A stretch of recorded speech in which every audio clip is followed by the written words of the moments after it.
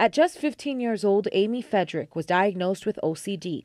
Obsessive Compulsive Disorder is an anxiety disorder which causes people to have unwanted, intrusive thoughts over and over again.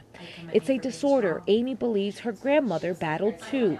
For Amy, it meant grouping things and people in her head. My mother, my sister, and my grandmother are all manic depressive. And it's weird that I don't have the manic depressive. Since I had an identical twin, you would think we would have the same thing. But I don't. I have OCD and major depression. Amy was also diagnosed with major depression at 15. Her worst symptoms came when her twin sister died at the age of 27, 21 years ago.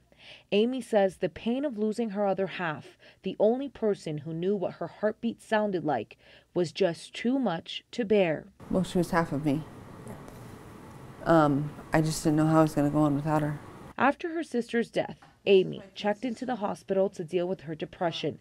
She was released, but says thoughts of suicide began. When I came home from Cottonwood, I was laying in my bed thinking, how could I kill myself? I thought about pills, I thought about a knife, but like I said, I'm too scared to do any of that, so I don't. Why? Because I was in so deep depression, and I missed my sister. 7 years ago, Amy ended up in the hospital again after her mother passed away. She says her mother was the only person who understood what she was really going through because she dealt with mental illness as well.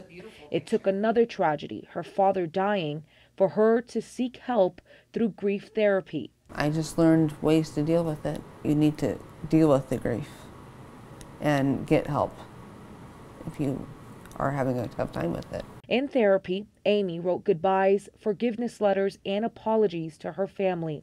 She says that treatment, along with medication, helped her focus on the happy thoughts and not the sadness. Amy says managing her depression is still an everyday challenge, but says you can live a normal life with a mental illness. If you are having trouble with anything, there is help available.